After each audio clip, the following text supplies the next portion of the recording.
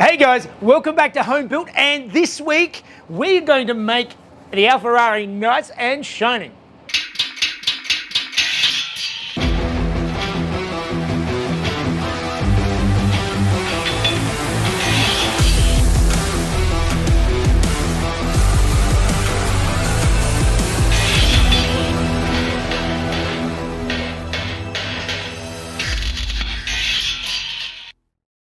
Alright guys, welcome back, and those of you who were watching last week, I continued doing the interior of the Alfarrari with the sound deadening from car builders.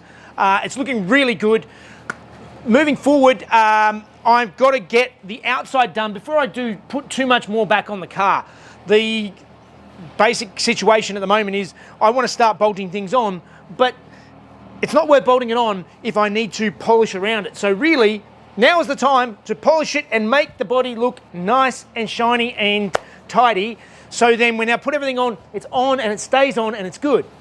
I'll have to apologise. There's going to be a bit of noise today. I'm getting some trees cut down, so there's a lot of noise in the background. But what we're going to do to start with, I learnt a lot when I was polishing Harry. There's quite an in-depth process of doing it, but basically what I'm going to be doing is I'm going to be sanding everything back with 2000 grit first, and then 3000 grit, and then buffing and polishing. It's long and tedious and tiring, but it's got to be done, and it's better to do it now. So first things first, I'm going to get up there and start cleaning it off, and then I'll show you what I'm going to be doing as far as the cut and polishing stuff goes.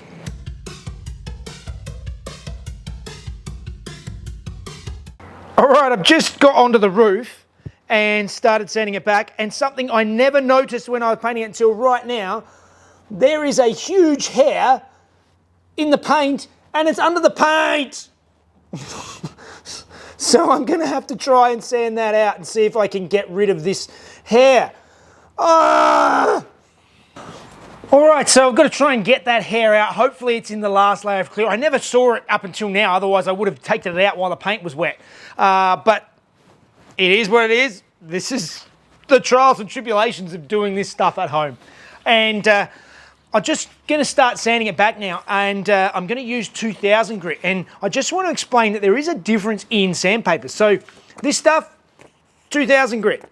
And so is this. This is 2000 grit. Now, from what I gather, there are two different types of sandpaper. There's actually sort of a sharp and a dull. So it still has basically 2000 bits of sand per inch is how the rating is done, as far as I'm aware, on both. But it must be a different type of stuff, because this is much softer than this. And particularly if I'm using hand blocking it out, I found that even using 2000 grit with the hand, it actually leaves some sort of deeper scratches in it that are harder to get out than what this does on an orbital DA. So I'm going to try and avoid using this unless I need it. I may need it for harsher things like that hair.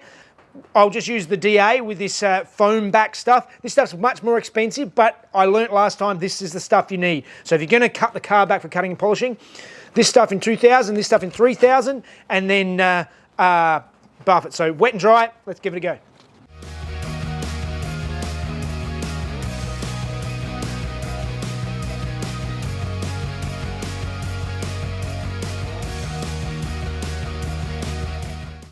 Wow, I am very lucky there.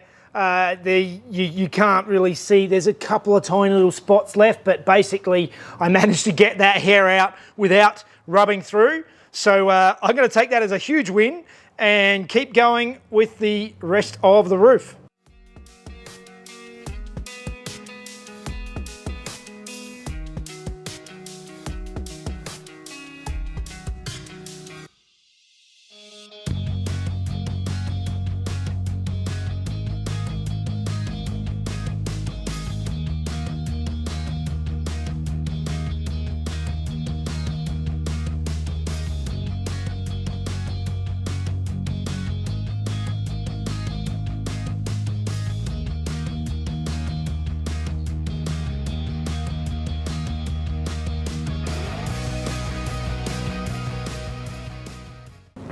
right, so I've been working for a while now, just sanding these doors back. I ended up going down to 1200 grit just to try and block them back because there's they're a little bit dry. If I get up close, I'm not sure how well the camera's going to pick this up. You can sort of see the gloss spots in here on the edges where if there's any little tiny spots, it means that I haven't rubbed it back flat yet. Like there's sort of a patch in the middle here. You can sort of see that patch there. So I want to try and block that all flat and get it all back like here, where once it's flat, you can see another little bit there. There's a little bit of something. Once this is all flat, then I can go through and buff it up. But I'm trying to get the paint perfectly flat, get rid of all of the orange peel so that we have this nice flat glossy surface. So 1200, 2000, then the 2000 soft, 3000 soft, and hopefully we'll have a nice flat car. I've done the rear quarter, I've done this top section here. There's still the whole rest of the car to go.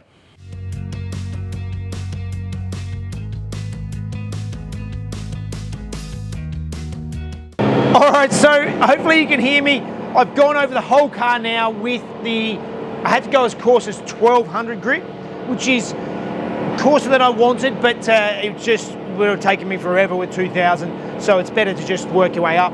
I'm going to see if I can avoid doing it with 2000 with the block and just go to this 2000 now. As I said, this is much softer than doing it by hand, but we'll just go over everything with this, see if we can get rid of all of the 1200 grit scratches and work our way up through there. More sanding, let's go. All right, so I thought this was a good time to give you a bit of a demonstration. So this here, I think you might be able to see it in the camera. This has been sanded with the 2000 grit, whereas this is still the 1200. You can see the gloss difference.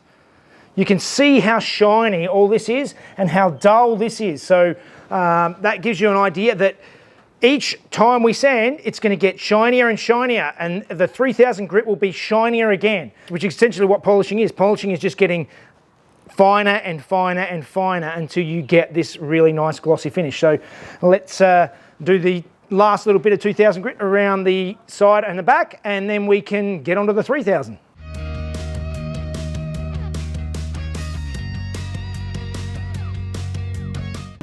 All right, the whole car is done with 2000. Now we're doing the same thing again, but going around with 3000 grit.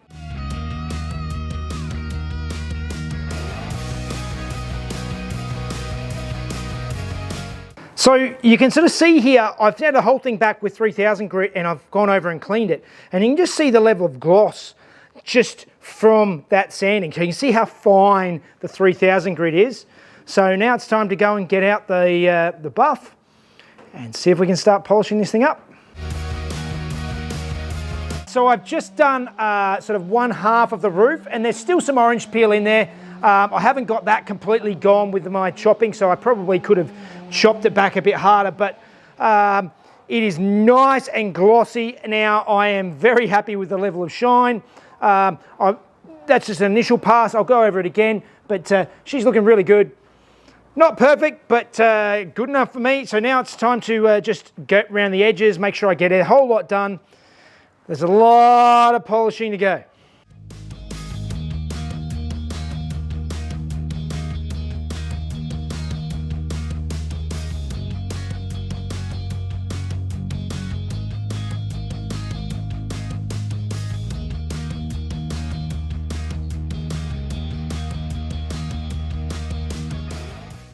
All right, so that is looking much better. It's not perfect.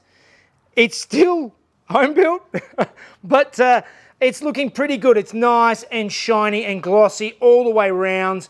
I've got rid of most of the imperfections. I'm just looking here. There's a slight imperfection somewhere around here, where there might have been a little piece of something in the paint. So it's definitely not perfect, and it's definitely not polished to perfection, but it's so much better than it was. So there's probably very little of interest in this video. It was a couple of days of work to get to this stage, and I still haven't touched the bonnet of the boot, but I'm going to leave them for a little bit longer because A, I don't need to yet, and B, I'm good for now, at least on the outside, so that I can start reassembling. So I can start putting in the lights and the mirrors and the door handles and all that sort of stuff can start being reassembled now, and also things like the wheel arch flares and stuff like that. It wasn't worth fitting any of that stuff if I had to pull it off again to polish it. So now the polish is done, we can look at other things. I do have some paint protection film that I'm going to do on the car. I've still got to polish the engine bay. There's still more to do. It's just so time consuming. So I know this is going to be a short one because I know I've filmed very little in the last few days, but trust me, there's been a lot of work that's gone into this week. But I think that means it's time for fun facts with Mrs. Jeff.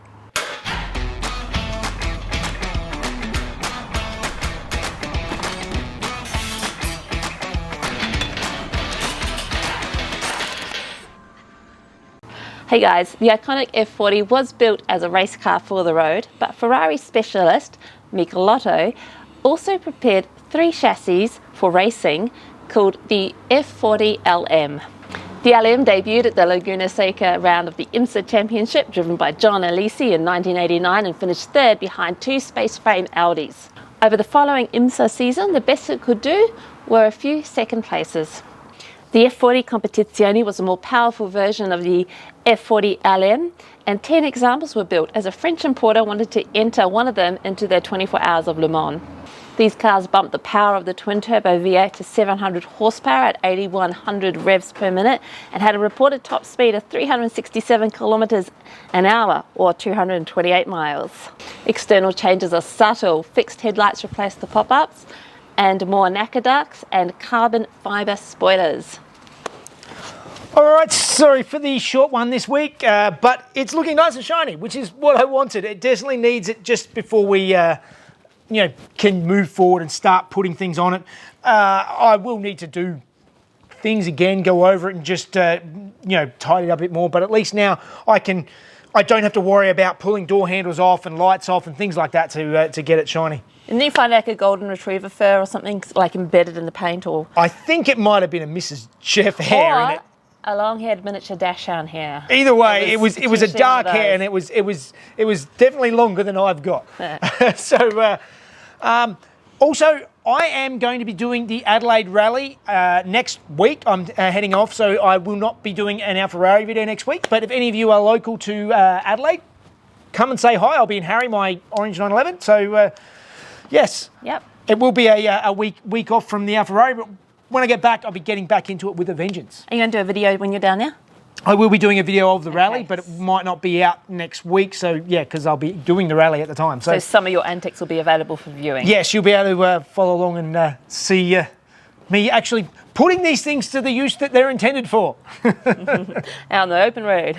That's right. Like and subscribe, please, if you haven't already, and let Jeff know what you think. He loves to read your comments. And if you want to help him out with his builds and his... with his things. Yes. Follow him on Patreon and you get to see the videos a day early with no ads. And he loves the support. All right, and I'll see you in a couple of weeks. Okay. See you guys. Ferrari specialist Michelotto prepared 3 chassis called the FM40L. That's not right. The what? Ferrari specialist Michelotto prepared 3 chassis called the F40LM. For racing? No. For racing. The Laguna did. The LM debuted at the Laguna Seca round